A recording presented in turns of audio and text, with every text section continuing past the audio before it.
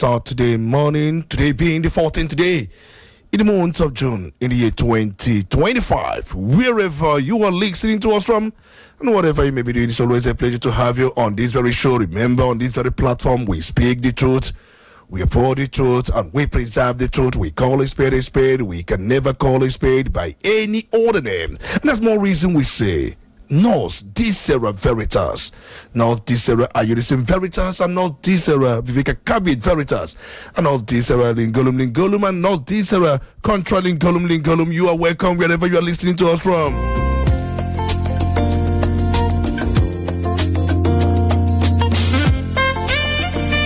Remember, you can be part of this very program anywhere you are in the world.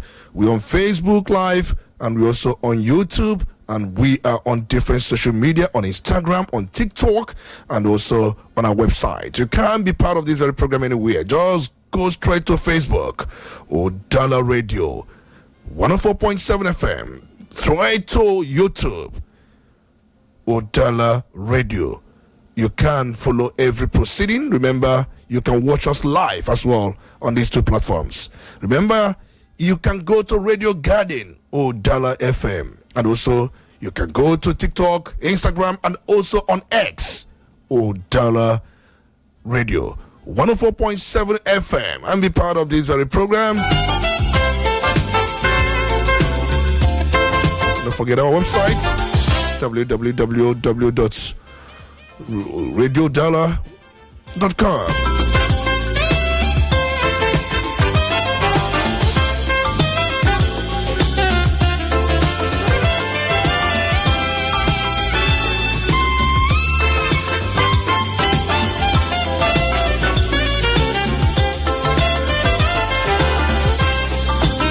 11 minutes on the hour of 9 a.m. in United Kingdom, and also it is 11 minutes on the hour of 5 p.m. in Japan, Tokyo.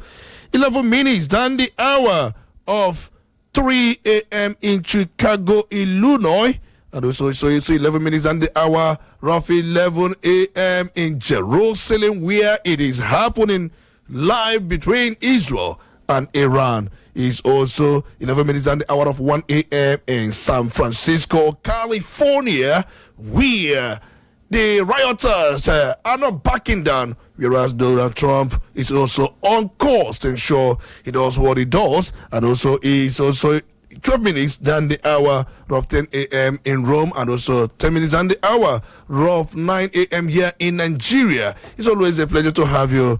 This is Crossfire on Udala 104.7 FM, and my name is Dr. Tony Olisa Mbeki, the Honorable Speaker. You are welcome.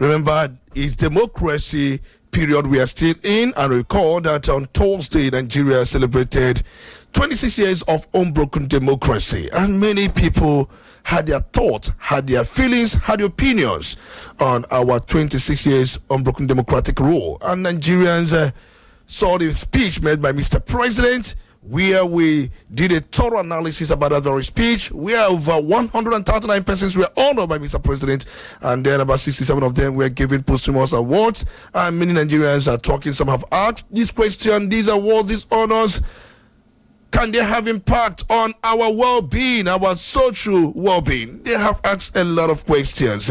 And then many are saying, we have been talking so much without committing any action, that what changes a nation is action and plans, not really too much talk. A lot have been going on. And some have said that we don't have democracy. Some say we do have democracy. Different opinions from different people across different divides. You are welcome. We're looking at this issue of democracy, how he has affected our journey so far as a nation. Are we really a nation? many questions. And what do we think we should do? On Thursday, we listen to the panelists who were here to give their own assessment about our 26 years of democratic journey. And they had different opinions from political class, right from the media, and also from civil liberty organization. Many solutions were proffered. Are we going to do that? Some say we need to restructure this country for us to have a better path forward going forward. Some say we need to change our constitution, which they say is part of restructuring. Some say we need to change our mentality. Some say we need to kill corruption. Some say not just corruption, we must strengthen our institutions. I'll be joined by a guest this very morning who will do justice to some of these issues. And then we would like to take it from the way it were in 1960. Remember, some call for 1963 Constitution, saying we need to go back to that 1963 Constitution. And we highlighted the advantages and some of the features of 1963 Constitution. So many people have said quite a lot of things. Are we where we are supposed to be? Have we made progress? Some have said we've made progress, but the pace is too slow. Where should we be now in the Committee of Nations? Some have likened Nigeria to likes of South Korea, that say that South Korea in 1960 was one of the poorest countries in the world, but today they are one of the advanced countries in the world. What did they do? Which gear did they operate with? And what are we not doing? Quite a lot we need to just, get to hear today. You have to fasten your seatbelts, relax, because we've got so much for you to talk about Nigerian democracy. But before we go further, remember we have to serve you the political random stories across the countries and beyond. And once we are done with that, and we may play a feature, democracy feature for you. And once you listen to that feature, we come back to introduce our guest who is going to do justice to some of these things we have lined up for you this very morning. But before then, let's quickly rush to political random stories and tell you what is going on around Nigeria and beyond. Refusing to accept the annulment and the... All right, that's what we...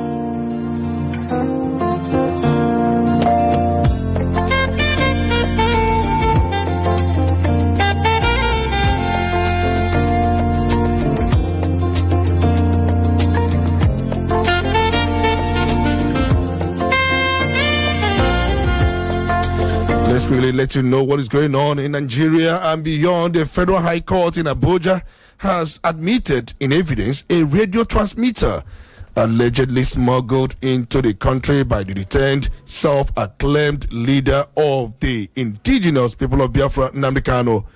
The court also heard how a search warrant obtained from a chief magistrate court in Ihiala, Anambra State, led to the recovery from the home of an associate of Kanu, Benjamin Madubugo, at Obulisuzo, 2 unlicensed pump action guns.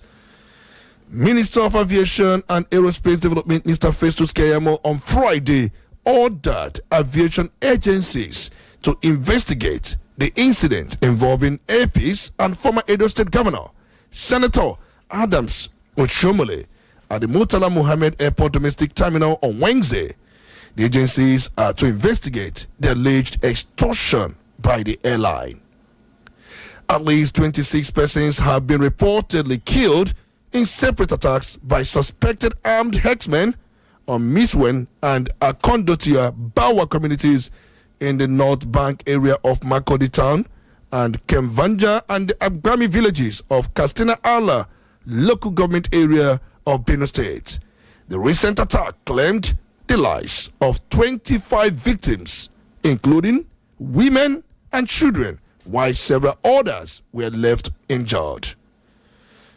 The Minister of the Federal Capital Territory, Nyesom Wike, has fired at critics of the recently inaugurated Bola Ahmed Tinubu International Conference Center, saying the lagged text, speaking during the inauguration of the left-hand service carriageway of the Kwata Southern Expressway from Upper Wassa on Friday.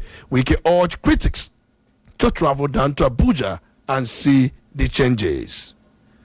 Rivers State National Assembly caucus has warned the senator representing Bayelsa West, Seriaki Dixon, to stop interfering in the state's affairs following his criticisms of President Bola Tinubu's Democracy Day address.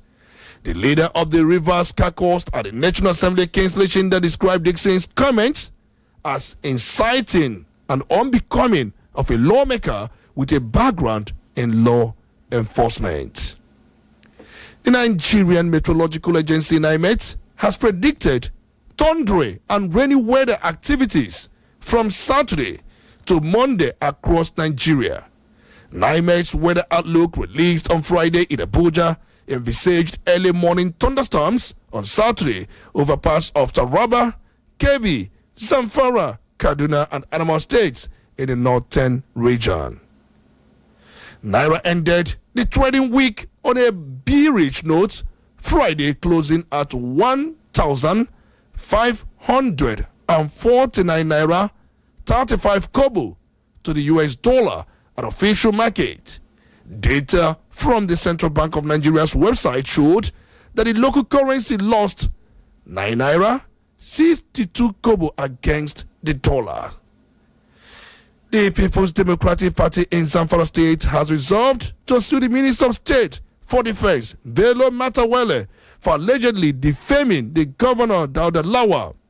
A statement issued by spokesperson Haliru Andi said the Zamfara State PDP Working Committee under the leadership of Dr. Jamil Jibo Magakiayi is considering dragging Matawele to court for alleged character assassination and business claims against Lawal. An engineering student at Covenant University, Ota, Ogun State, Modi Nwense Daniel, has died while playing football with some of his colleagues. Modi died after being reportedly struck by lightning as he was playing football with some colleagues on the university's playing pitch. And finally, the two operatives of the Anambra State-backed security outfit, Agone Chemba, have been arrested after allegedly shooting dead a 17-year-old boy during an operation at the Biafra Market Aziz in Onitsha. The tragic incident, which occurred on Thursday at Ifejika Street by Sokoto Road in Onitsha South local government area, caused panic as traders and residents confronted the operatives over the killing. And as good as you heard it, that they have been arrested and they will face prosecution. And those are your political roundup stories, and we now face what we have this very morning.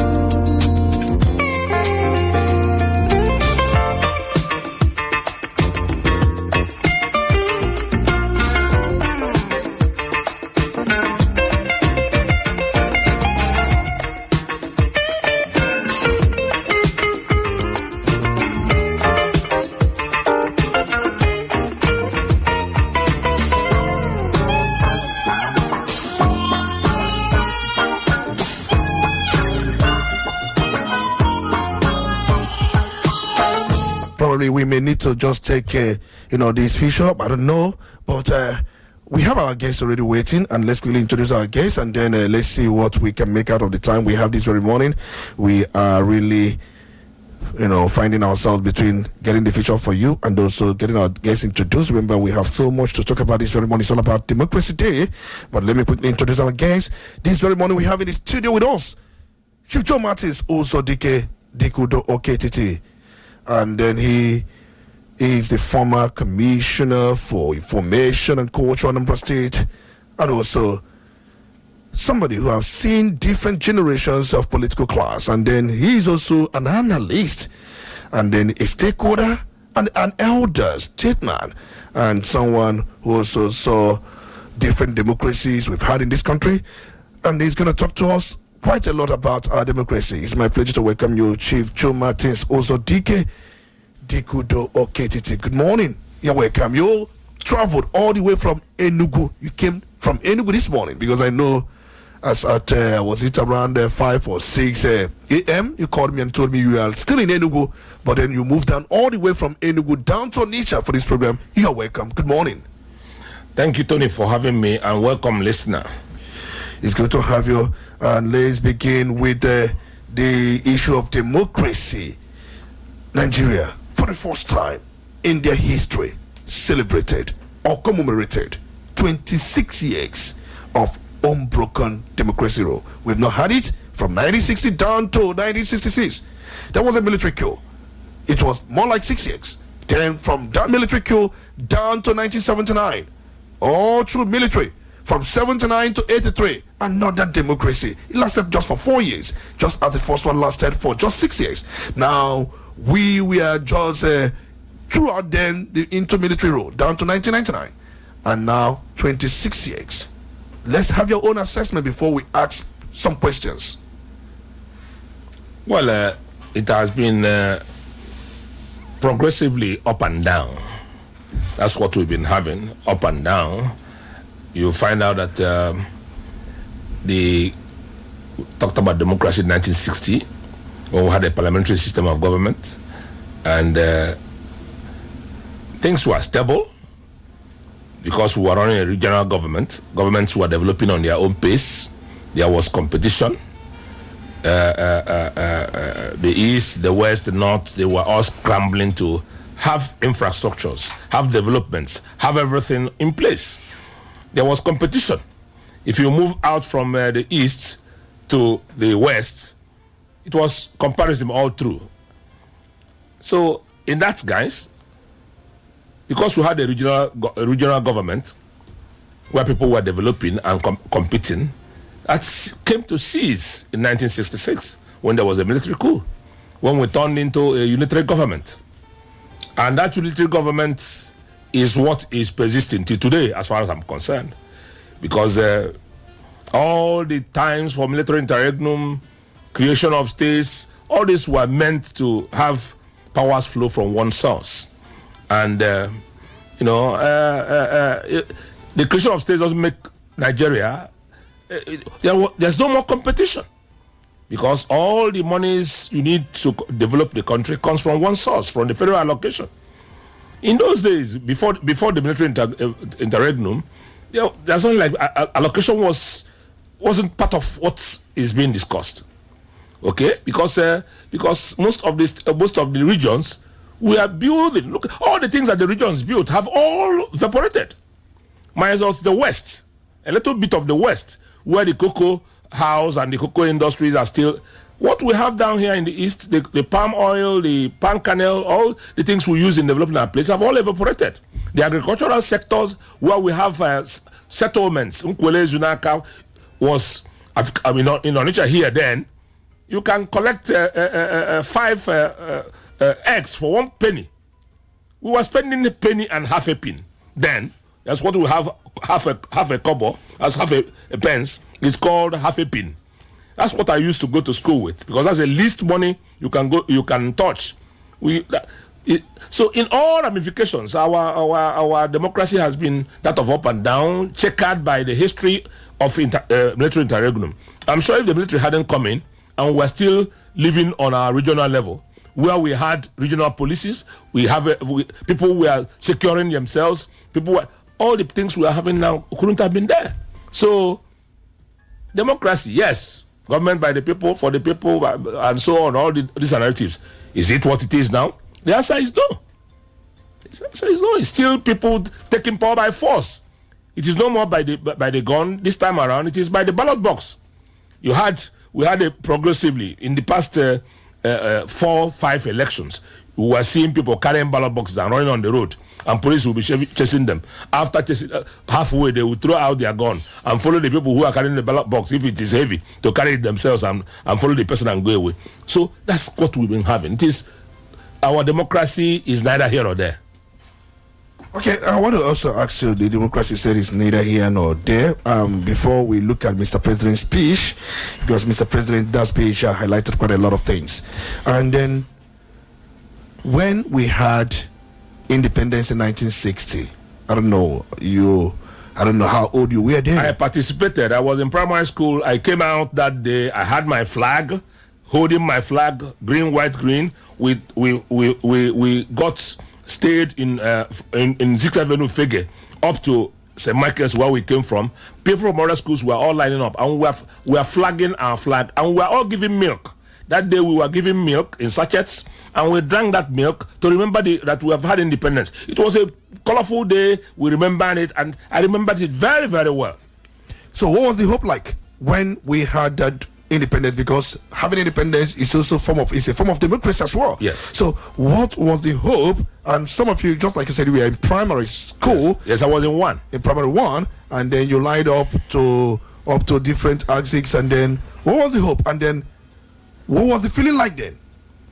Well, I can tell you that day I had no feeling, because I don't know what was going to happen. I don't even know what was independent. But as we progressed, we were looking forward to, things better. We also saw the first political alignments, the NCNC, all the other parties, the NEPU, and we knew when they might to form APGA, and it was all talking. We read campaigns. We would sit in our house and see people burning cars. Cars were being burnt on the road. This party will meet this party. So for us, it was fun. We were enjoying when this political party is coming and the other one will come. The next thing you will see is they will be throwing acid, they will be throwing petrol on each other. Everywhere we go on fire, and we as kids, we were enjoying it. But that's after the election. What we'll be seeing was everything we wanted were there. There was pipe bomb water everywhere. You go to your tap, you take water. We're not talking about sachet water. We're not talking about all this whatever. Things were normal. Things were good. Politicians, when they come in, immediately they focus on the people. What do I give the people? That was why Udala was able to develop a lot of places, build farm settlements, so that those settlements were feeding the nuclear areas, the clusters of people living around those areas. If you live here and go to Calabar, you find that in Calabar area, the egg here, we're competing whether is it five for 1 kobo, that's 1 penny, or 10 for 1 Calabar. These were all competitions everywhere. Okay, so the hopes were there for those who were big. For us, it was Jindadi all the way. It was enjoyment all the way. Our Nigerian democracy started having problem the moment there was this disagreement between the party of Awolowo and that, or in fact, the self-implosion, when they have problem within their own party, and the fact that the then government led by Tafawa Balewa decided to side, the likes of Akintola and all that, and then that never helped democracy. That was the first acid text or litmus text the democracy had in this country, and since that very day, it has been a sad moment. Can you share your thoughts on what happened? Because that was the first litmus test on our democratic journey.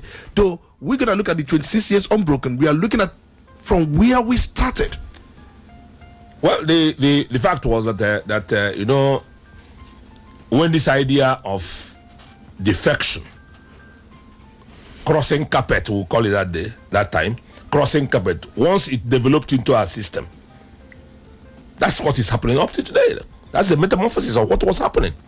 You see, the NCNC won an election in the West, and then the NCNC was led by Zik, and in the back door of Chief Obafemi Awolowo, which was unacceptable to him, and he has to the issue of bringing in tribal sentiments came in.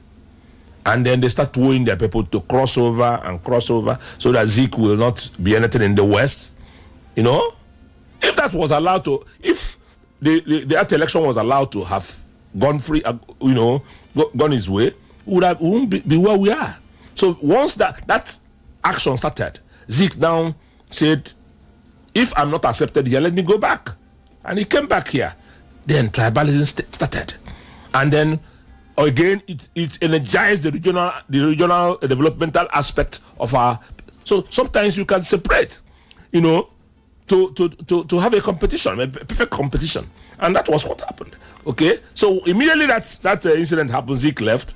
Then Tafawa Balewa, as the prime minister, started using his own influence to punch into other parties, try to install a surrogate in the West, and so on. And from installing people in the West, trouble started. Brothers started fighting brothers.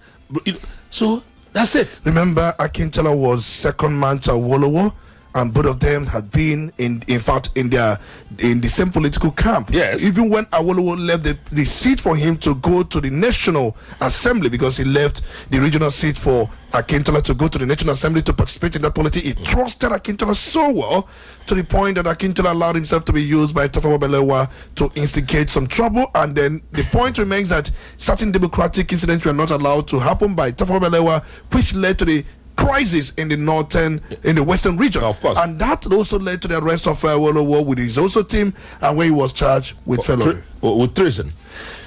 So I mean, what you are saying, I'm happy you read it, because you weren't there with us. I'm sure that time you were not born, but that you have narrated a perfect summary of what exactly happened. But let's not think back then. Let's move forward. But that was why some of the coupists in 1966, they say that the way Awolowo was treated was unjust, and they organized that coup to restore Awolowo.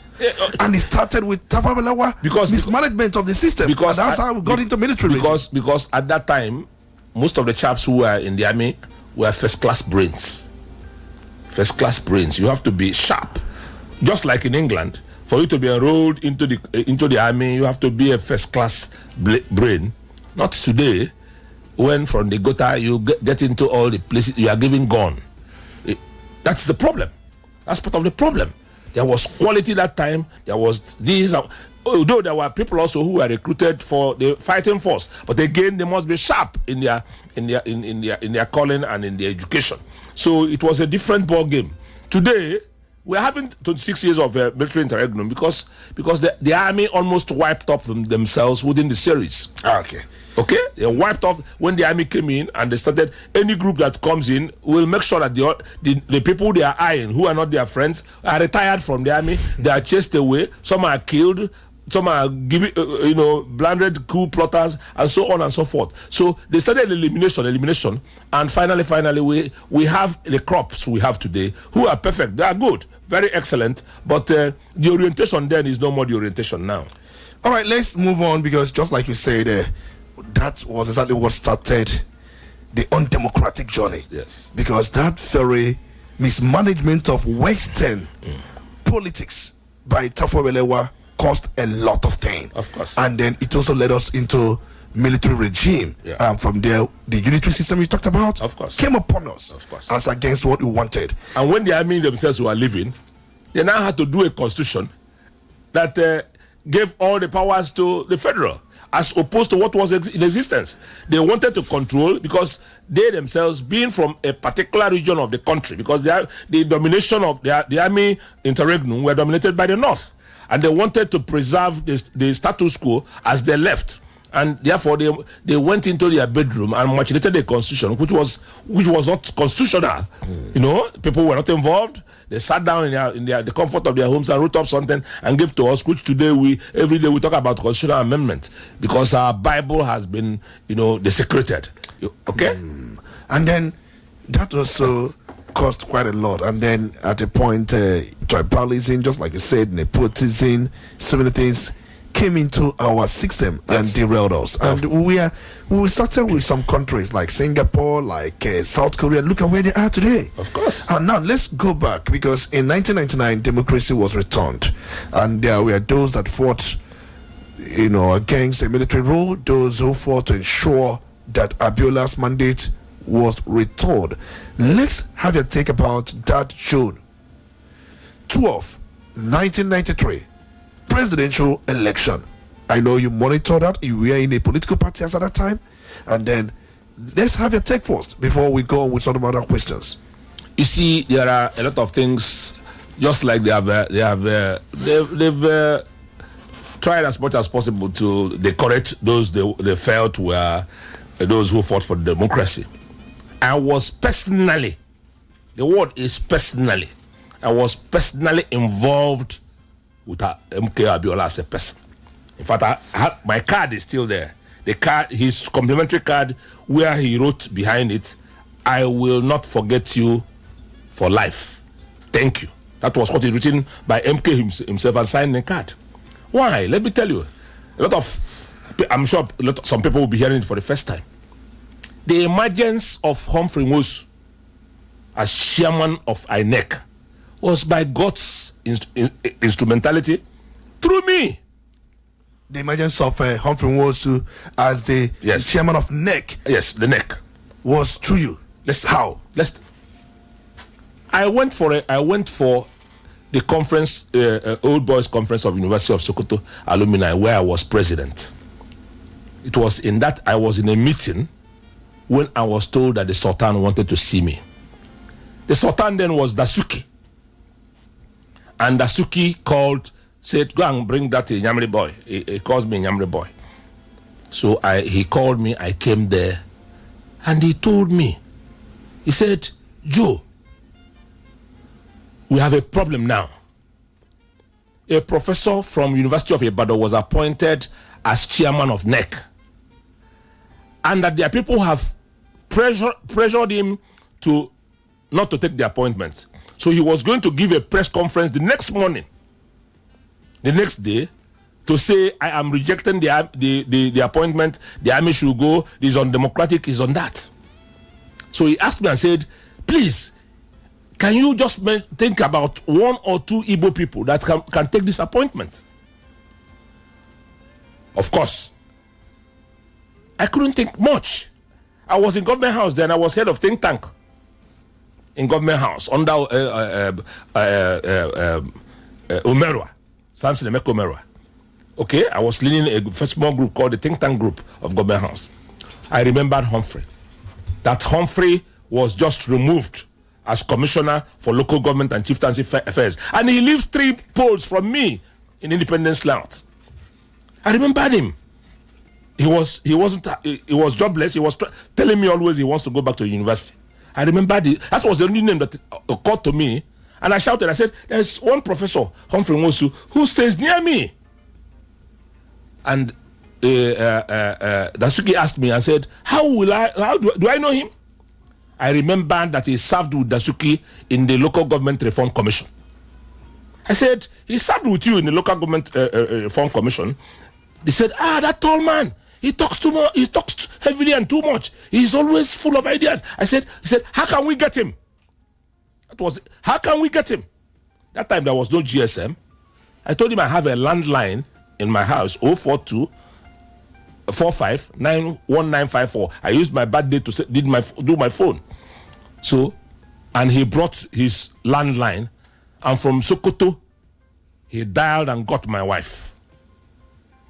I told immediately got him. I told my wife, I said, "Can you rush to Humphrey Nwosu's place?" And my wife said, "Humphrey did jogging now. He's jogging. He just passed in front of the house. Let me stand here. When he's coming back, I'll call him." And then that was it. We called back in 10 minutes time, and Humphrey was in my house in Enugu. Number 2 Bemos, Independence Layout. And then I connected him with Dasuki, and they spoke. After speaking, that night by 8 o'clock in the night, I was still in Sokoto. Humphrey was announced chairman of NEC. The same day. So no application, no come and see me. It was Dasuki. I'm just telling you. I'm giving you the Dasuki influenced the appointment of Humphrey Nwosu as the NEC chairman. Yes. After he had been sacked by Samson Emeka Omerwa. Not sacked. No, the ESCO was dissolved. The ESCO was dissolved by. He served us. He was replaced by Ozoapongwa from Isuafia, as the Commissioner for Local Government and Chieftaincy. Okay.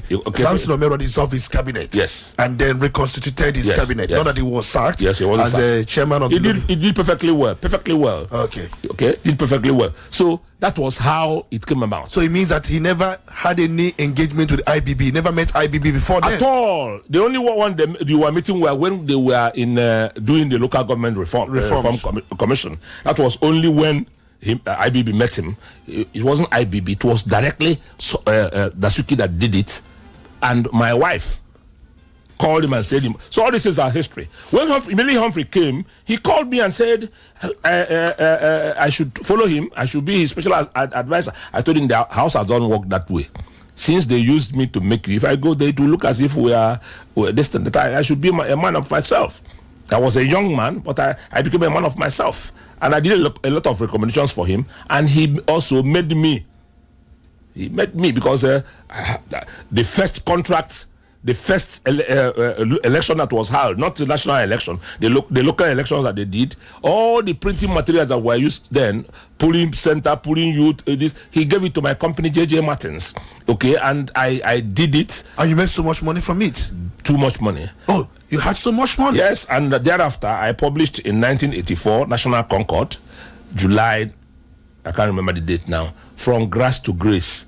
Oh, you publish it From Grass to Grace? Yes. That somebody the story of my being a millionaire. Oh, yeah, story of being a millionaire. So you met Humphrey was through you. Humphrey was made next chairman, yes. And he remembered you by giving you contracts. So you executed the contract perfectly, superly, you know, and you made so much money out of it. Yeah. And that was the first million. I did the job to the best of my knowledge. It was acceptable. The election came and gone. And I remain grateful to him for that, you know. So we have a history. I had to even to release Ejike Obu, the masseur, the physiotherapy for Rangers, whose mother is in relation to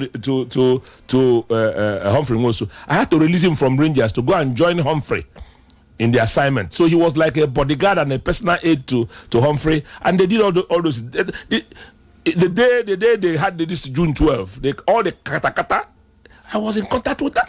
But these are all past things. I also want to ask you, yes. Since you know Humphrey Nwosu so much well, as you have narrated, I'm aware that he was a professor of political science at University of Nigeria in Nsukka, and just like you said, he was living close to you at Independence Day out. And even I built my house before his own. If you look at my house, you have been to my house. If you look at all those bricks, local bricks. Go and look at his house. The same thing he copied. Even in Enugu. What kind of man was he? Was he somebody who... A very principled person. Principled in what sense? He didn't support NRC, nor did he support SDP, because these were the two major dominant political parties at that time. He has no business supporting them because there are only two. And he was sitting... INEC is a masked chess. He's controlling billions of money. So, I mean, to go and support and not support, I mean, it doesn't matter. Both tougher. That's why I told you, the next time I'll come, I'll get you a photocopy of Abiola's card, okay? Because some of them were, talking to me to talk to Humphrey, and Humphrey developed the idea of option A4. Where no person will now hold him responsible, where no person will say they manipulated. He said, all of you go and queue on the line. And we queued. That's how option A4 came up. I want to ask a question about that option A4, because from different research I've made, yes, there was no country that was using it before then. Yes. I thought it was something Humphrey invented. He wanted to bring something indigenous to Nigeria to enable us, first of all, show openly the acceptability, endorse the integrity of an election. He wanted us to find something that is indigenous, and that's what option A4 was all about. And if you participated in that election that day, you will see that it was neat, although it was one-sided. It was one-sided in the fact that most people in the south, for example, down here in Anambra and whatever, people don't know who was Tofa. They don't know him. But before then, Abiola was moving from one university to the other, one institution to the other, making donations, and students who knew him. Some of us who were students' union leaders also knew him. So he had already made, in fact, he had watered the ground completely before that election. Every person knew he was going to win, and that's why he won Tofa, even in Tofa's own ward. Now the question is, that option A4 is a situation whereby you queue in the line. You key in the line, and you are counted. The poster of the candidates will be pasted. Yes. And then you key behind the poster of the candidates, and you'll be counted. Yes. And it will be entered. It will be recorded before every person. Before everybody. And the agents will sign immediately. And there's nothing like ballot paper, ballot box. Nothing like ballot paper, ballot. No, there was no ballot paper. And it's even more cheap. Cheaper. It's even more cheap because you don't have to. Yes. So you just do the counting and it's entered. And in that time, Nigerians were yearning for democracy. Okay. They want to return back from the army, military unitary rule. So people trooped out. There was no comfort. As far as I'm concerned, if you try option A4 now, it won't work. It won't work because people will take video of all the people in spare pass or no, not spare pass. Yeah. They will collect them where they were holding one meeting and then come and post them and say that there were people who voted. Now the question is, because I've heard some comments about Humphrey Nwosu. I remember he replaced Professor Eme Awa, yes, who had resigned or was removed by IBB because of disagreements. Yes. And then IBB had wanted somebody that would continue with the transition program. Yes. And just like you explained how Nwosu was appointed. No, before him, the professor from Yoruba, I have forgotten his name, I'm getting old. Professor was announced. Okay, you said it. And he was to resign the following morning. That's how Humphrey came in by emergency. Quote me anywhere. All right, because now we also had Professor Obiora Clement Apambo, who was also appointed sometime around 1991 as the Attorney General of the Federation. Yes. These two men played a key role. My very bosom friend, we stay in Enugu together, from Enugu here. You know, he is the Oga of the likes of Chris, not Ngige, Emeka Ngige. You know, we are all people who were doing tutelage under him as a lawyer and so on. You know, so very gentle, very handsome man. May his soul rest in peace. So what do you know why I brought Clement Apambo? Because he was prominent at that time. Because he was the Attorney General of the Federation and Minister of Justice, and he played a role in ensuring that this election was conducted. Even when there was an order from an ex parte order from court that the election would not hold, and then the Armed Forces Ruling Council at that time had also backed that the election would not hold, but he had Clement Apambo, the likes of Aton Zeribedem, you know, all moved in to make sure it was cottled. So now Clement Apambo, you know, and then likes of Humphrey Nwosu insisted that election cannot be stopped by an ex parte order. Just like that. And then that was supported by IBB as the military president, and it was held. But now the question is, because these were men IBB assembled, the Igbo people, as they were called that time, he assembled them and they played a great role. And somebody said that Humphrey Nwosu cannot be remembered because there has been this call that INEC headquarters be renamed after him because of the role he played, and that he stopped announcing results at a point. That why didn't he continue to finish up the results he was announcing? Even when we are told, I think there was a book Humphrey Nwosu wrote on that, saying that the court stopped him from further announcement, and he had to obey the order of court. But Lights of Oshomole was saying that's not the case. As a democracy hero, he ought to have announced the entire result and let the heaven fall. The heaven is let his life be taken, and Oshomole will come and participate in his funeral and be the chief organizer of this thing. After big men must have contributed money for the funeral. You see, part of democracy is rule of law. And rule of law predicates that once a court gives an order, whether it is legal or illegal, you obey it. Okay? The ex parte issue was that the Attorney General was behind it and said, don't do it. As continue.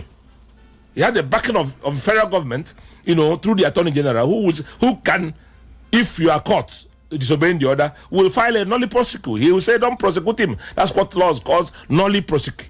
Okay?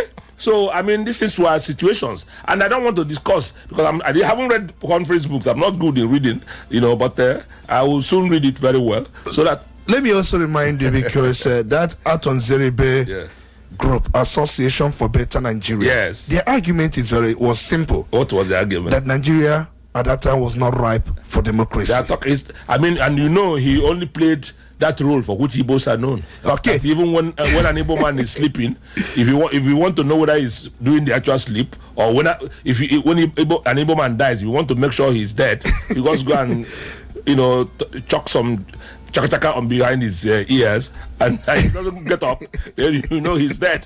Okay, and I remember on June 10, because the election was on June 12. Yeah. On June 10, 1993, just 2 days before the election, the Association for Better Nigeria, founded by Aton Zeribo, they obtained a controversial court injunction. I know, and why would Justice Basi Ibeme give that ex parte order? Because they went to his court. Yes, because he was instructed to so do. He was instructed to so do. And with due respect,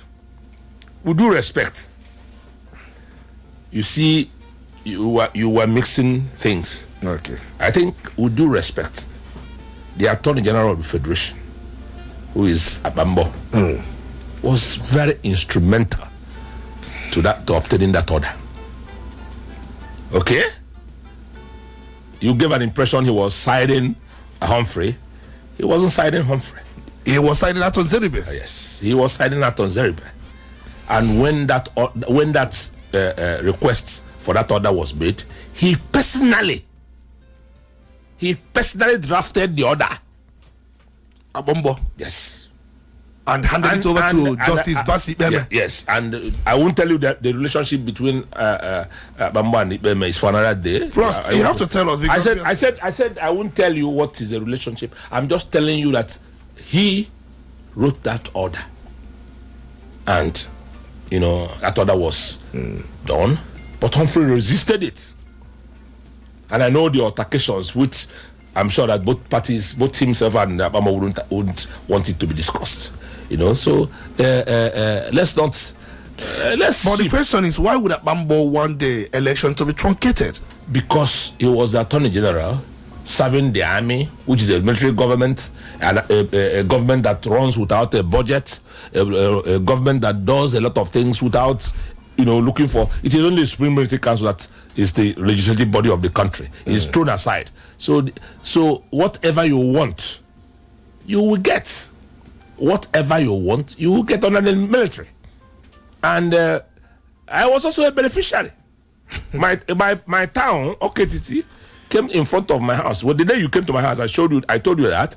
You saw how the people came and built school in front of my gate. And it took me to get to Lagos then, and to get an order on Governor Konobi to remove that house within 24 hours.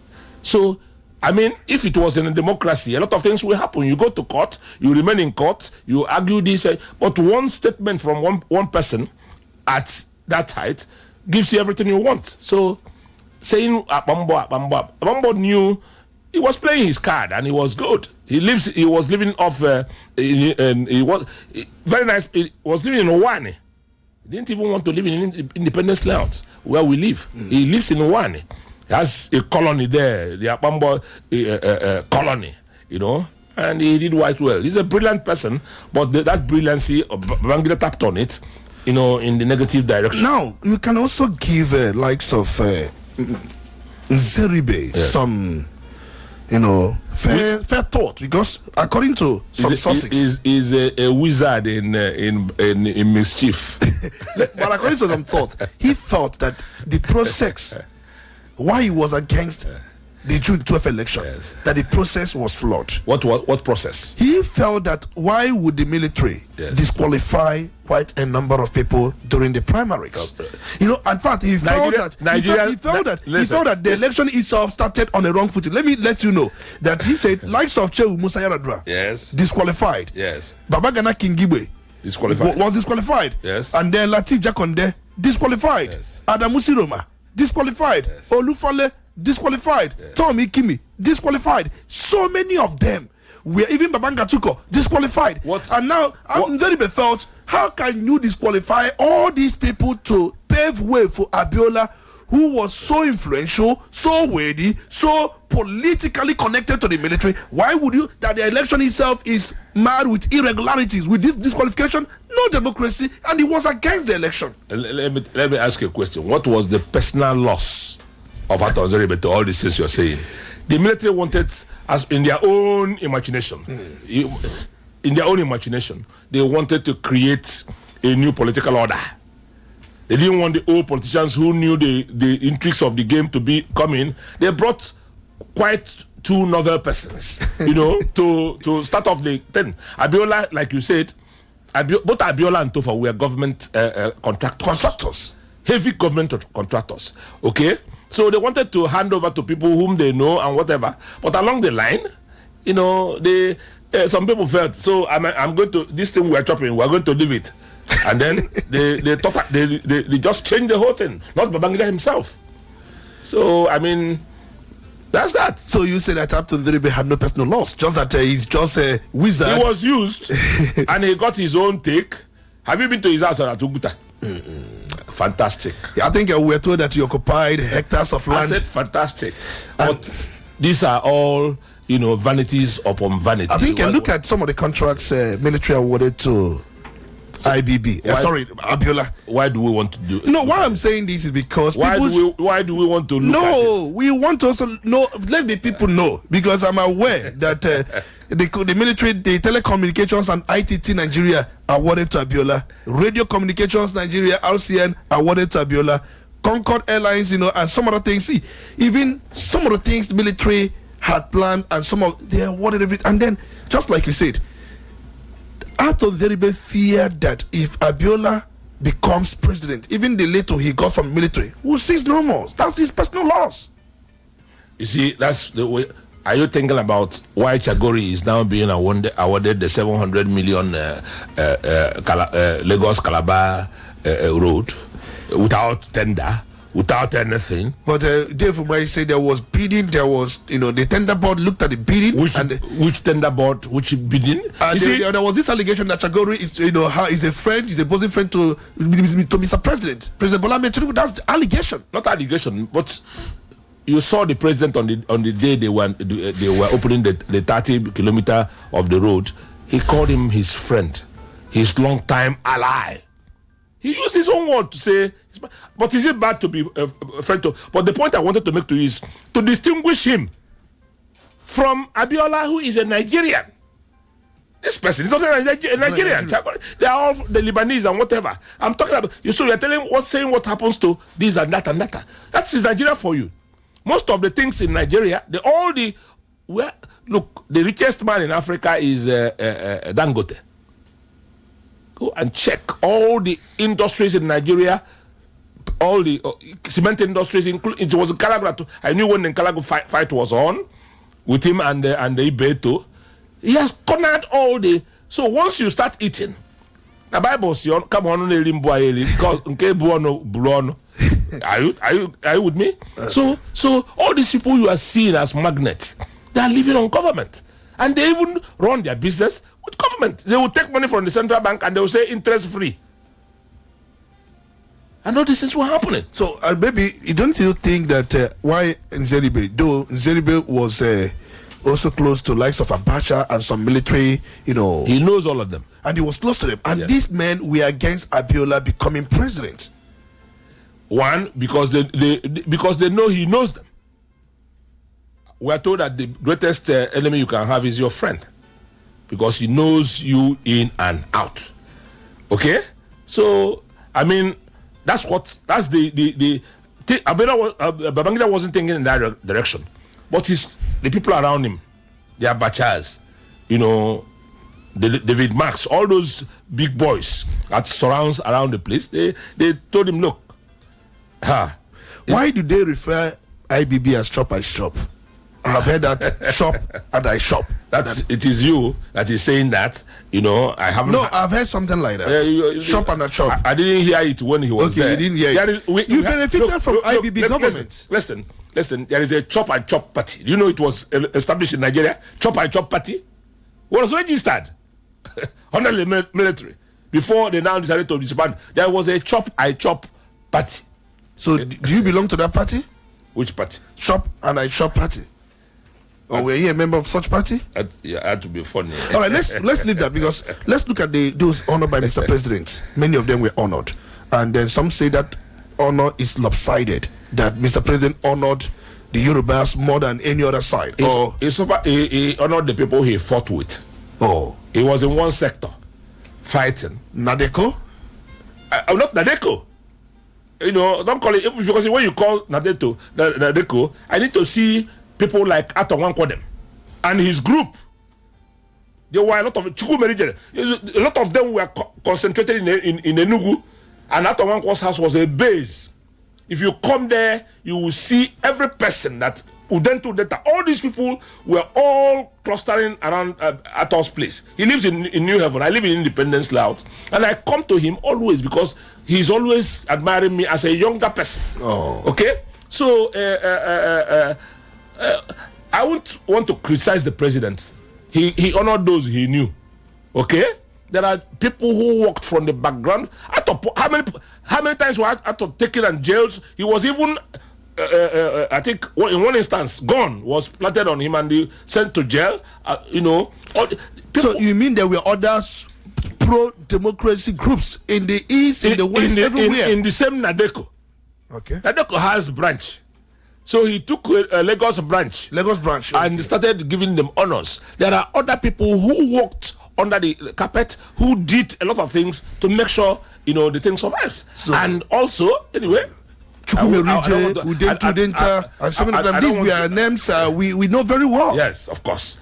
I said I was always attending meetings where they were on top and I was below. Oh, you were below? Yes, but not for democracy. I go there to listen to them to inspire myself. Not that I was part of them jumping up and down. I wasn't part of them because, like I told you, I was an insider. Me and Humphrey were Mutundaya, the same person. We were close, you know. But you know, when a poor man is close to a big man, he becomes a megad. You know, when people are eating on the table, you don't call him. But I have that experience, and I'm sharing it out here now. Let's leave that. Yes. We are moving down to 1999. Do you see how we are taking it from 1960? Nope. We are moving straight to 1999. What happened in 1998? How did Abacha die?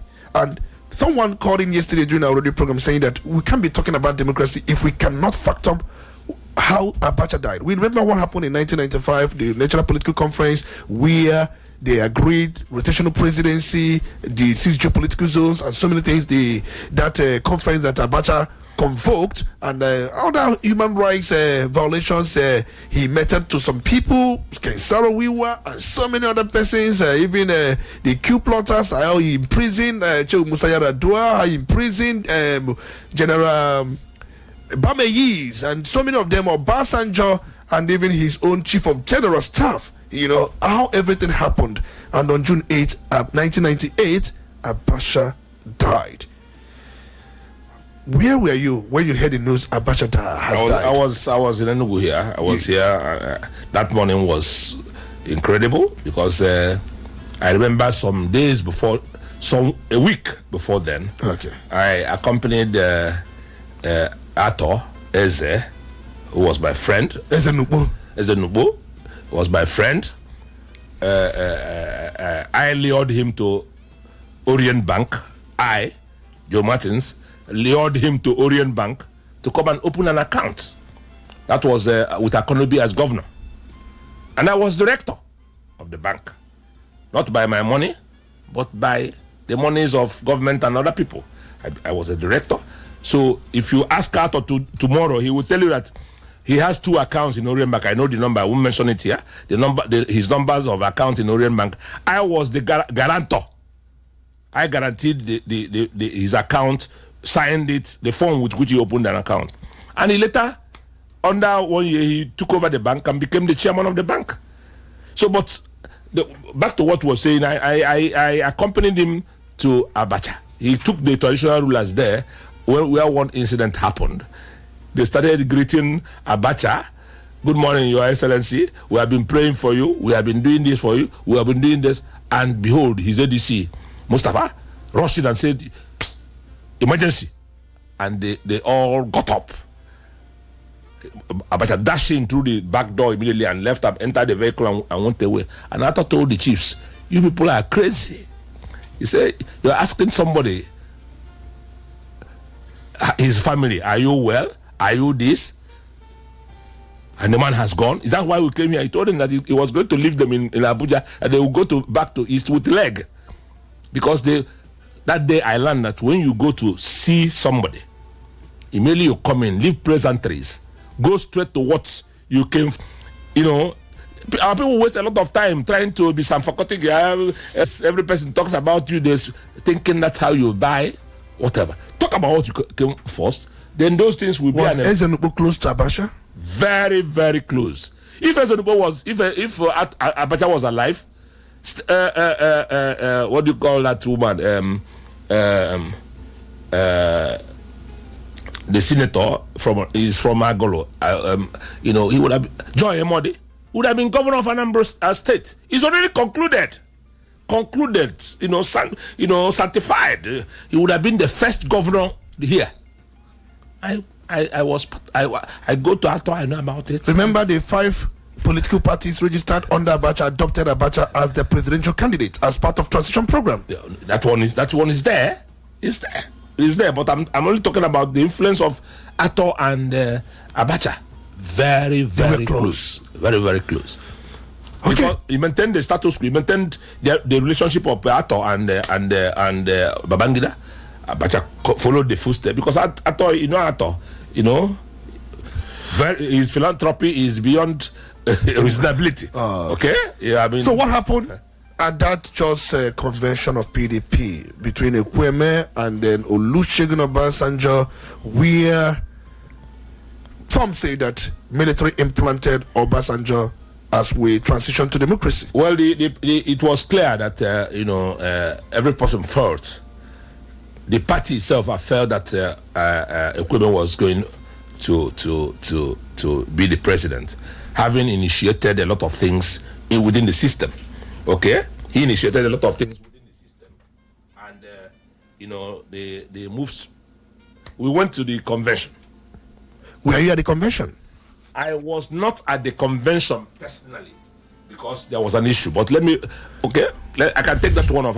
I didn't go for the convention because I won the ticket for the Federal House for Idemili North and South. I won the ticket in a clear election.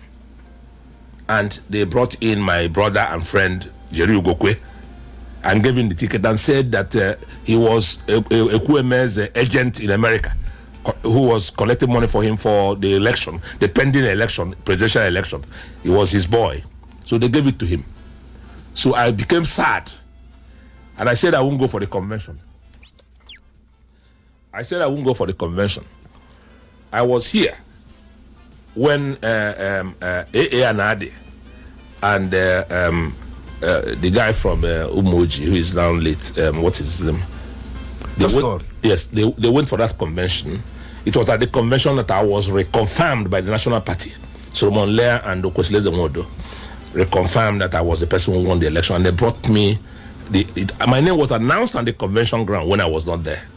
But be that as it may, I know the things that played out there.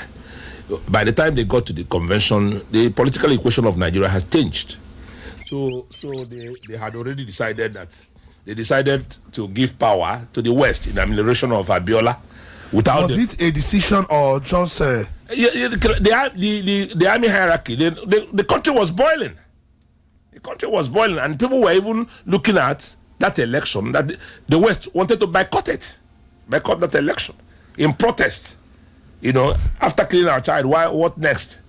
So they in their own wisdom, they felt, let's give it back to the West. And Abiola Obasanjo was pardoned and imposed on us.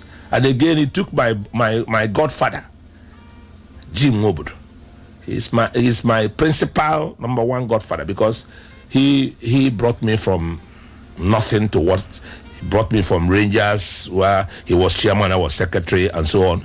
And when he became governor, as a youth copper, I was made a special advisor as a youth copper. They had to import me from Ogun State, where I was serving Bisi Onabanjo as governor. I was posted because I was a student union leader, vocal that time. They took me there, but I spent only 2 weeks there, and Jim did everything to get me back to Anambra. So, but it was Jim. He speaks Hausa fluently because that's where he was born, with John, his brother. They were the people who met, and he conspired with those army people to ditch Kweme, So at every point in time, there is compromise everywhere. Remember, Kweme, before then, just like you said last time we were here, yes, had contested, primaries, governorship primaries, yes, under MPN. That was it's something, yes. But all the same, why would Jim do that to Kweme? Do that to Kweme? Yes, dishing him out in, as you said, in 1999. Our people like to follow authorities and follow the sequence where the wind blows. He had gone in. They have told him, look, what you people are going to do is nonsense, or this is the person we want. Remember, probably they carried their animosity from 1979. No. It has nothing to do with that. That matter has been settled. It was settled before then. There was no animosity. They're both of the same Anglican faith, although Jim has now finally ended up in the Catholic Church, just some 10 years ago or thereabouts, But then they were all brothers. What happened was that he saw the wind, and being an Hausa person, because the Hausa people, once you speak their language, you are their brother. So it was easy for him to communicate and know where they were going, and then he came out to act it. Okay. You all right? He came out to act it, although it wasn't well taken. But I'm happy that those things are 26 years down the line. What have we not done right? Well, I don't know what we have done right, because we always use things to our disadvantage. When I'm talking, just like the last one, we're talking about beavers, talking about electronic transfer. Our people will always find a way to tell you there is a glitch. Our people will always find a way to tell you that these beavers, it said this when it's saying a different thing altogether. We have not started anything that we completed the way it ought to be. That's the problem. So that is our major problem. Our major problem is recruitment process. How we bring people that govern us or those that lead us. Do you think if we get it right, a lot will change? Of course. If you have a good leadership, any country is as good as its leader. And any establishment, even family. If you have a family of a drunkard, a man who drinks from morning till night, beats his wife, if you come to that family, you will see it reflected in your children. And you don't expect you don't expect where a husband beats a wife. You don't expect to see television or those things in their house. Okay. Because they have been turned into weapon. Okay. So that's exactly what's happening. All right, you are still listening to Crossfire on Udala 104.7 FM Onitsha here, and we have Chief Joe Martins, who's DK Dikuto OKTT, former commissioner for information in Anambra State. We have him today on our hot seat, and we're going to take a commercial break. When we come back, we are going to open the phone lines. He has been able to tell us a lot of stories, right from 1960 down to 1979, 1980 to 1993, June 12th. Some of the things that played out and his own involvement back to 1999, and some of the things that happened, how we brought in the new dispensation we are into right now, and what he said we have not done right. And then he said just one thing, that we've not got our recruitment process correct. That once we get it right, a lot of things will change. Let's take a break. When we come back, we are going to continue with the conversation by opening the phone lines and also let you to come in.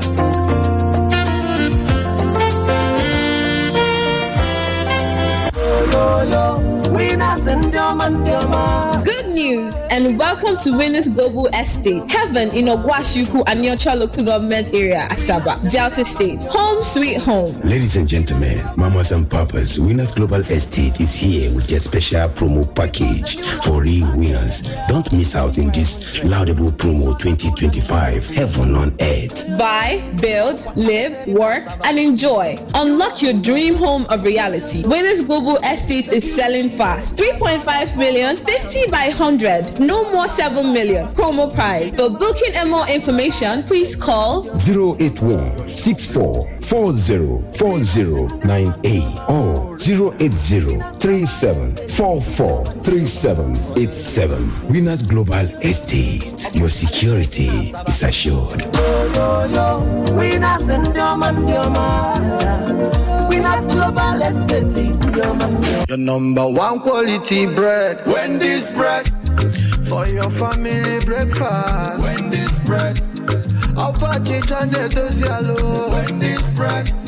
Mama, papa, they like Wendy's bread. Number one at kitchen and Wendy's bread. Even children, they like Wendy's bread. Wendy's bread. Number one in town. Wendy's bread. You get it better, tasty, we go sweet your belly. Wendy's bread. Wendy's your bachichoma.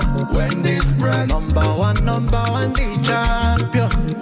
Wendy's bread, your number one tasty bread. You can contact us on our official address, Second Business Park, Enugu Road, GRA, beside CPS, Onitsha, Anambra State. We also have another branch at St. Michael Plaza, Atani Road. Also contact us on 070-1149-1571. Wendy's bread, your number one tasty bread. Wendy's bread.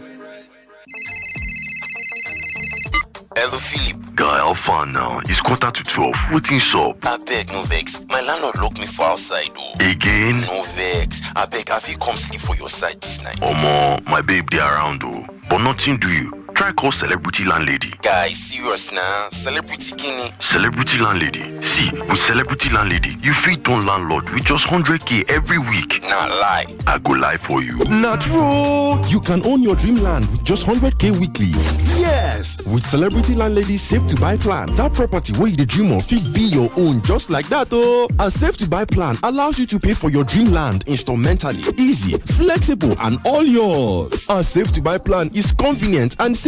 Start now and become a proud property owner in top locations like Otulu Asaba, behind Ogwashuku Polytechnic, Admiralty Drive, Ibusa, and Isela Asaba. For more information, call us now on 0701 018 8042 or 0903 844 9351. Celebrity Landlady, turning you into a proud homeowner. When the stakes are high, the debates get hotter. When the issues demand clarity, we bring the fire. Welcome to Crossfire. Crossfire, where politics meets perspective, where issues are dissected, and where no topic is off limits. From the corridors of power to the pulse of the streets, we break down the politics, the controversy. Join Dr. Tony Olisa Mbeki as he puts guests on the hot seat, drilling them with the tough questions, demanding the hard truths, and leaving no room for half measures. Get ready for fearless conversations and uncompromising analysis. Crossfire, exclusive on Udala 104.7 FM Onitsha, every Saturday from 9 a.m.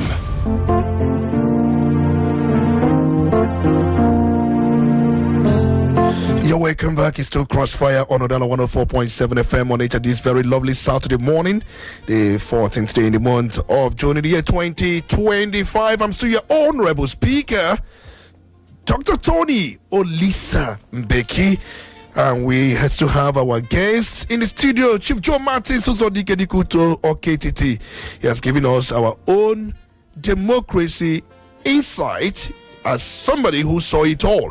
Let's go straight to the phone lines and get you talking. Because of time, we have to call 0803 2216 973 0803 2216 973, or you can also call the second line 0803 221 6973 0803 221 6973. Let's go straight to the phone lines. Good morning, you're welcome. It's good to have you. Are you there? Good morning, Olisa Mbeki. You're welcome. It's good to have you. Good morning, my big friend, Joe Martin. Thank you. Thank you, my brother. I'm Emmanuel. I'm calling from Onitsha. You're welcome, Emmanuel. Please go on. You have just a few minutes. 2 minutes. I want to start from this, what you read out for us around that Ifejika or Biafra market. Look, this thing that you told us this morning. That was just that's not just what we are here for, please. It was just political roundup stories. We are here talking about Democracy Day. Okay. Please, let's not deviate, please. Okay. Yeah, Democracy Day. Let me say this thing. I don't think we are in any democracy in Nigeria, because democracy is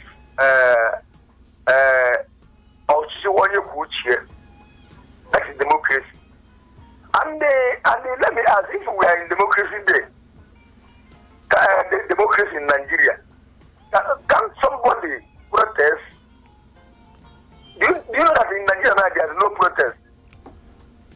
And remember, the president said yesterday, the president said on Thursday that call him names, by whatever names, that he will still defend your right. He will call on democracy to defend you. That he doesn't mind if you call him name because you have the right to do so because we are practicing democracy. That was what Mr. President said in his speech. He's there. But what he said is not following it. If you talk against people now, yes, we will arrest you. If you come to do any protest, yes, we will arrest you. There will be so much shooting. Can Nigeria people listen to Donald Trump for a page and see what people are talking against Donald Trump? We are not in democracy. But remember, before I remember in US, Senator Padilla was manhandled.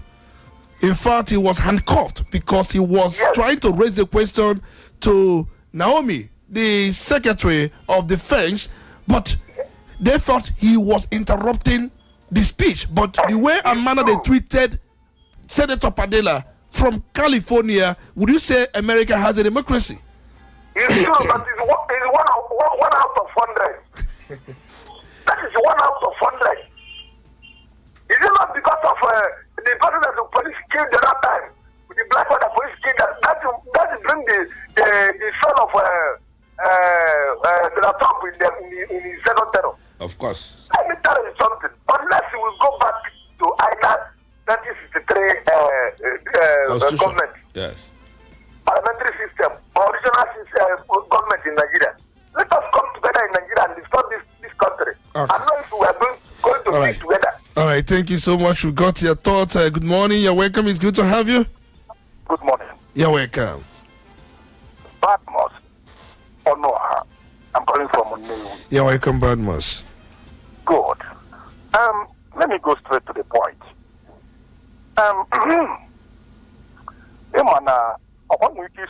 Yes.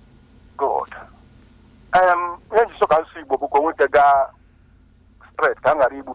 Now, umwere akụkọ na-akọ sị na Jim Nwobodo gaa na the convention, that PDP convention, where walk against Ekwueme during that time. But don't worry here, Joe Martins with this convention, because it's like now plan to go to sin. Where will you see Jim Nwobodo? Where there is as person that will perfect it. But now that you have opened our eyes that the hierarchy, the military decide to go by themselves. When you get near, but that's your major. Jim Nwobodo, did he come over? Goes to where what to Ekwueme? That's Napanya, more cross-quiver, Akinada, no corner, or something of that nation. That can choice. All right, we got your question. A quick one. Let's get him. Just reply him.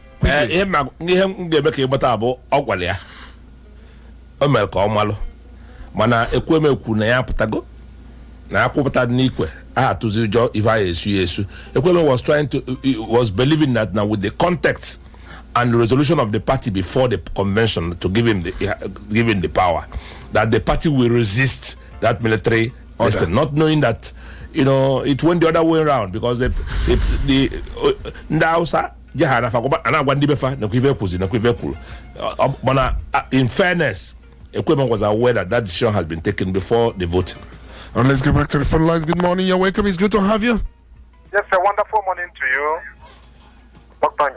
Olisa Mbeki. You're welcome. It's good to have you. Yes, Dikudo KET. My regards to you this morning. Thank you, sir.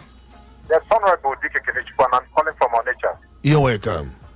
Yes, thank you so much. I still have to hold the women responsible. The details we don't know because so far all you do Please, can we speak English because this is an English program, please. Yes. Please. He's not the spokesperson of the women. For him to bring out himself to be used, I mean, he should be held responsible for betraying the Igbos. And one thing I learned from this analysis you did this morning with Dr. Olisa Mbeki is that Igbos meant well for Nigerians. Because look at how you started it with Humphrey Nwosu, how he was called, he did the best election, you mentioned, and the same, you find out that allowing Igbos to have a shot at the presidency is the problem of Nigeria. Even the military coup was intended to install an Igbo man. Are you getting it? All this analysis is very clear. They confirmed it that initially Anabobi an Igbo coup. Yes. But it's not an Igbo coup. So that Igbos are fighting. That was a woman, what do you call him, Jim Nobody is now being held responsible. Because they're trying to chant the way forward for Nigeria.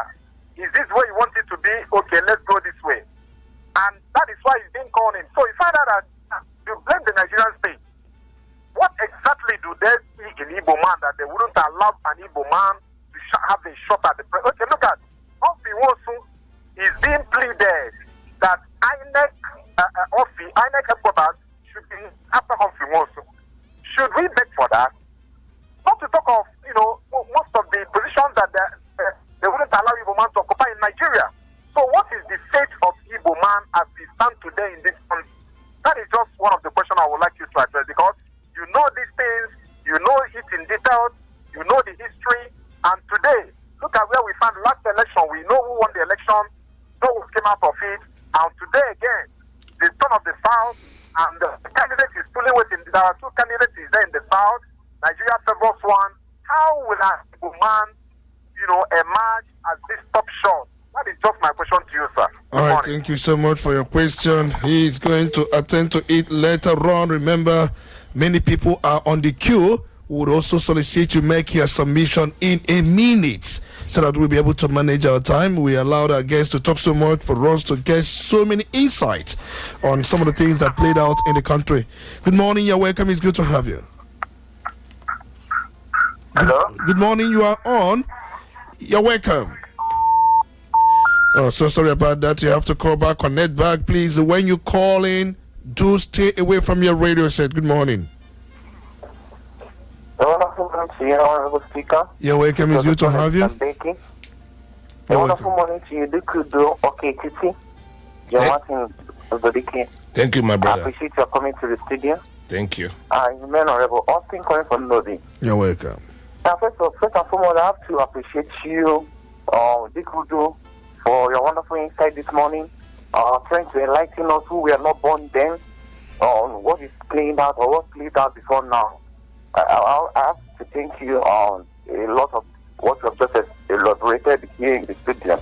Now, I will say that you talk about Humphrey Nwosu and Nigeria and the Nigerian government ought to give a very befitting kudos to what you have done so far.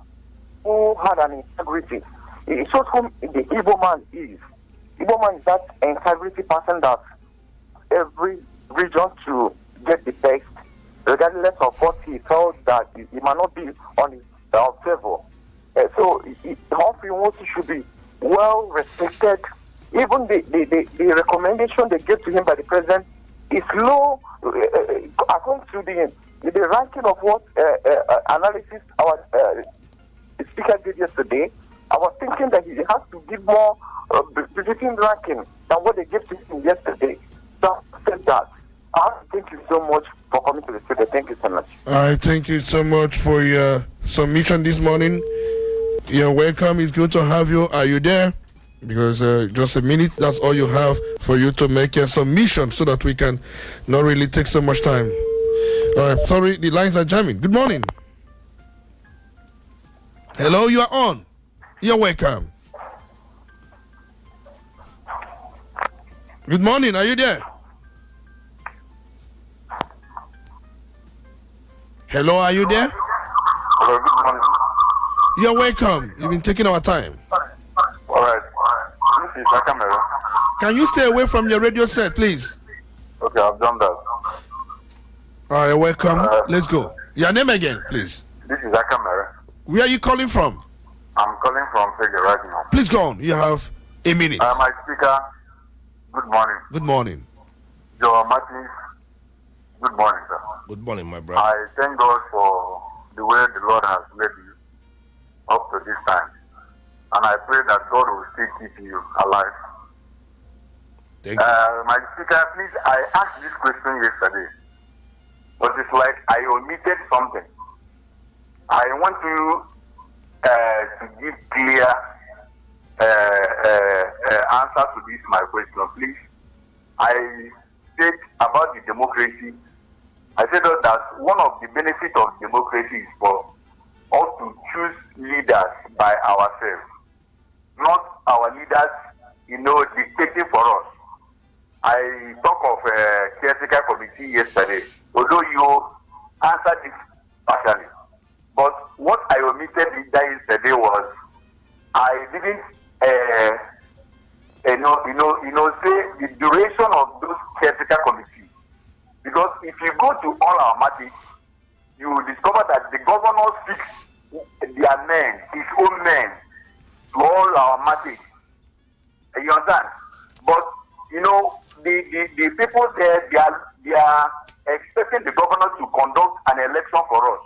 But he put his own men, like in Obogo, where I stayed. The guy has stayed for 4 years now. And if you ask him to do account to us of his steward, he will tell us that, it is the governor that fixed him there, that we are not the people that, put him there. So please, just give us the duration of those caretaker committees so that we can know. Thank you, sir. All right, thank you so much. Probably Joe Martins will attend to that. Good morning. You're welcome. It's good to have you. Morning. You're welcome. It's good to have you quickly because of time. Yeah, Sunday from Newe. Sunday from Newe, please go on. Thank you. As far as I'm concerned, there is no democracy in this country. What is happening in River State? And not just in River State. During the P2D time, Labour Party won local government chairman, Newe not here. And then he removed the person and put the solar administrator to people's son. And always, let me get that. You said that during the time of P2B, that there was he removed somebody and then put Ojuku's son as sole administrator. For you, that was not democracy. Yes. So it's not about saying even the agitation people are getting during his time. He teaches any person or himself any agitator in this Anambra State. So what I'm trying to say is, okay, look at in our office.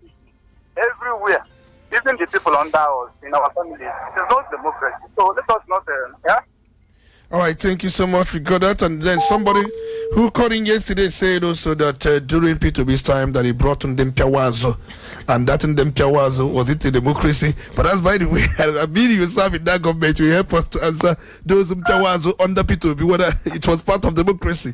Good morning. You're welcome. It's good to have you. My name. I'm calling you from Onitsha. Can I go on? Please go on. My regards to Joe Martins. You're welcome, sir. Thank you, my brother. Thank you very much. I have a serious issue with that national award given on that Democracy Day by the president.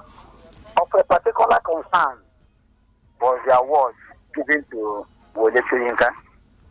And I begin to wonder, was it not this Wole Soyinka rejected the award during Jonathan's regime, fighting undemocratic actions by the government of Goodluck Jonathan, only to come and be received an award with even two hands in the face of the illegality that is happening in River State. And I begin to ask a question.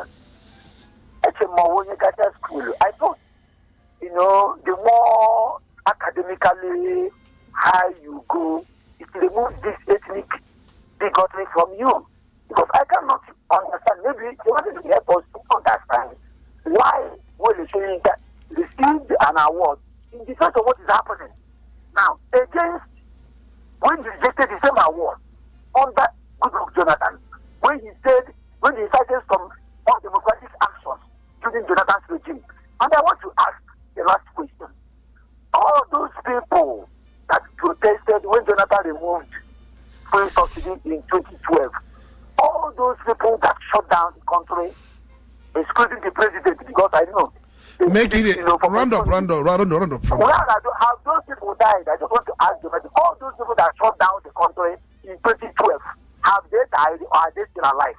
All right, thank you so much. Let's also just acknowledge those who are on our Facebook, and we must acknowledge those who are there. You have to go to our Facebook. Either you make your comment. If you can't come online, go to our Facebook and make your comment, or Udala Radio. Or you can also maybe direct your comment to Honorable Tony Olisa Mbeki or the Honorable Speaker. All right. Good morning, Mr. Tony Olisa Mbeki. Welcome to Crossfire on this rainy Saturday morning. We see that Ekegunaze Madu Eke. Thank you so much. And then we also see that from Ma Olebara, Dr. Mrs. Ma Olebara from Owerri. What Nigerians need now is a brand new constitution and not amending the old one that has a lot of flaws. A new constitution that will give us our own native and homegrown democracy and not the borrowed, expensive presidential system that empowers leaders to be lords of the manor, improvising the land of our birth. Majority of Nigerians have lost faith in democracy because the expected benefits are mere fantasies. It's a long one. I have to cut it short there. And we also have this one from Okechukwu Nwoke. Says, Dr. Tony Mbeki, your guest is indeed a history keeper. He has really mingled with the oldies in this country and still kicking. He's versatile, and you are indeed giving him the Crossfire vibes. And he's not relenting to give you back, Boza. I'm enjoying this hot conversation on Udala FM all the way. Thank you so much. Okay, Chukwuwoke and Master Ope SJP. Good morning, sir. Dr. Olisa Mbeki and guests in the house with their experience in Nigerian democracy. Why is corruption still eating deep in Nigeria, and our leaders are also involved, even extending the department and sectors in Nigeria? What can Nigerians do to stop this menace called corruption? Don Prosper J, you ask him a question, he's here to give answers. And that question you ask the guest, which he has not provided an answer to, is when you ask him, how did Abacha die? He jumped that. Behind the commentary booth, where Rangers International will be playing their matches in Enugu. You are great. I love you anytime, any day. How is Hartford the Martins Eze?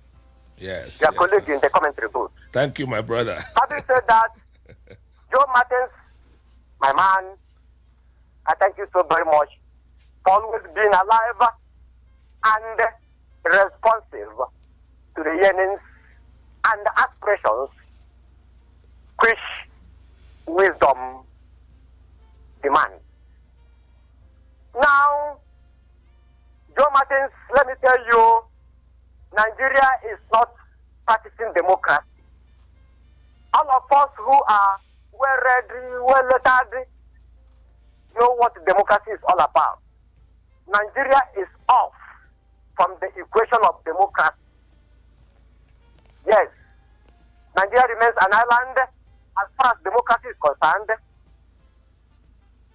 How? Because Nigeria's foundation is flawed. Foundationally, Nigeria is being ruled by proxy of the British imperialistic. You have to make it brief. Remember, you have a minute so that you don't have all the time, because we are very conscious of time. Whatever you may. Just try to round up. Nigeria is not independent. And because Nigeria is not independent, Nigeria cannot practice through democracy, or rather, democracy, not true. Because democracy is enough. I think it's true. It's going upward. Democracy remains democracy. All right, thank you so much. Thank you so much. Because of of time, we have to let you go. Good morning, you're welcome. It's good to have you. Good morning, sir. Good morning, you're welcome. It's good to have you. My name is Grace. I'm calling from Uguta Road. Gift calling from Uguta Road. Okay, please go on. The first woman to have called this morning. Please go on. Is it democracy? Is this democracy? Both these people that Soludo, all these chiefs that Soludo put in, they say they are slogan. Is it part of the democracy? All right, you asked a question. We got a question. It's asked whether it's part of democracy. Those holding stick, and I mean, maybe those called Ndia Kodo. Is it part of democracy? Just like somebody said or asked earlier on, that P2B brought. Is it also part of democracy? All right, a lot of questions coming from different dimensions. Good morning. You're welcome. It's good to have you. Good morning. You're welcome. Good morning, my speaker, Olisa Mbeki. It's good to have you. You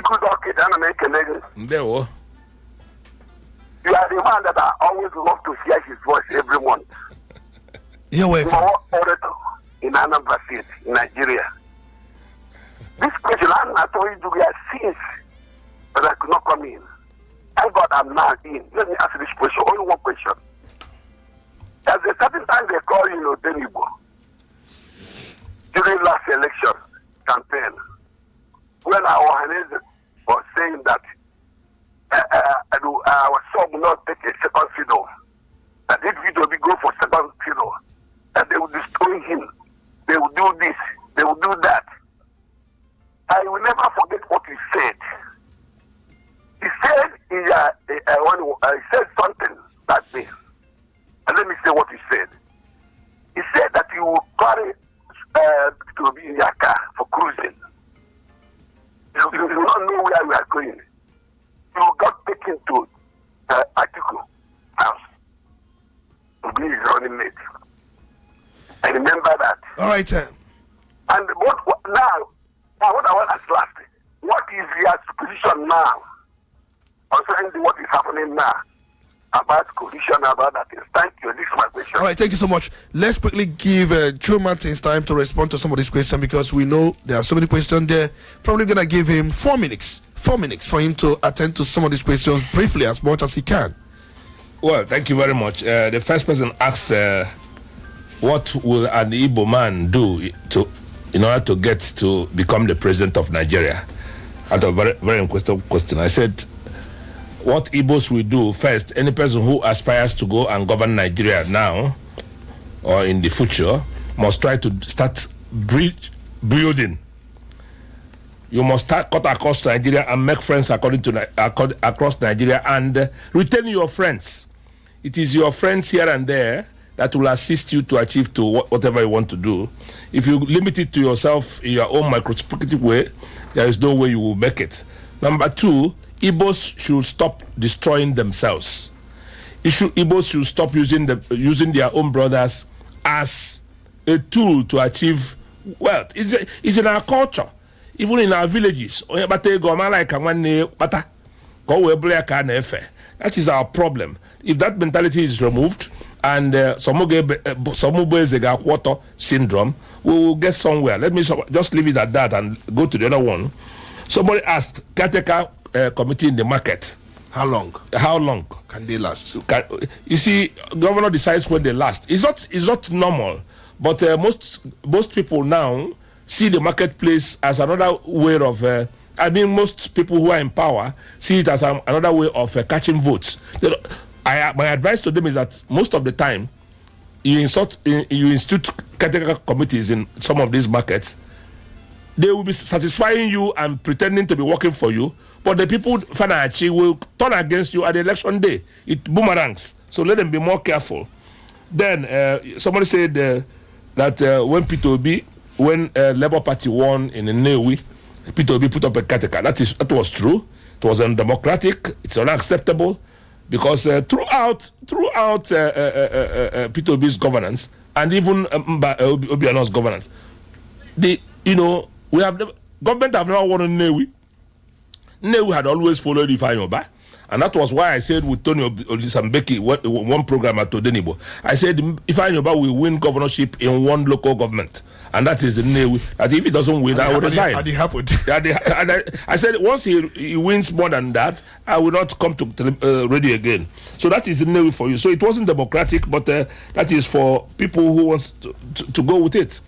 Mpiawazo and Udogachi, all these things, they're not democratic processes. They're not allowed in democracy. But the only language our people hear is violence. That is the problem. If our people normally get on, pay their tax, Kekeman goes every day, or now one spot, card, FLS says in the morning. But they want to kind chase around. And once you go about chasing them, you commit more crime. So education is more important. Education. Let there be education. And I want to tell this government, I haven't seen much of interactive sessions. Governor should try to apply interactive sessions. He speaks very well. He speaks eloquently. So why don't you do town halls for 21 local governments? Get people, leaders in all the local governments, start talking with them, one local government one day, another day you choose another one. By the time you go 2-3 times, you must have circulated. Peter Obi's idea was going physically. He appears in every burial, appears in every secondary school, and that was that. Then someone said, why did Wole Soyinka receive the award, from Tinubu, but he rejected it through Jonathan? The answer is tribalism. It's tribalism. It was tribalistic. He has no reason to have rejected it. He was fighting for democracy. Now that democracy is being desecrated, and the same thing he fought for is now going on more than that. Fuel subsidy, whatever. He's no more thinking about it. So it's not this thing. By the way, I had a question, more Olebore calling in and greeting from Imo. I want to say, good afternoon or good morning. Amma was with me prominently in the East. Another person said, how did Abacha die? The same thing that killed Abiola killed Abacha. I won't say more. Then I have answered Udogachi. I think that's where we are, and I thank people for calling in. All right, let's see if we can just take one more call, and that will be it. Good morning, you're welcome. Hello. Good morning. You're so lucky this morning. Yeah, so lucky. You're welcome. You're welcome. I'm the doctor. You're welcome. And then the other girl said, "La." Yes. You're welcome.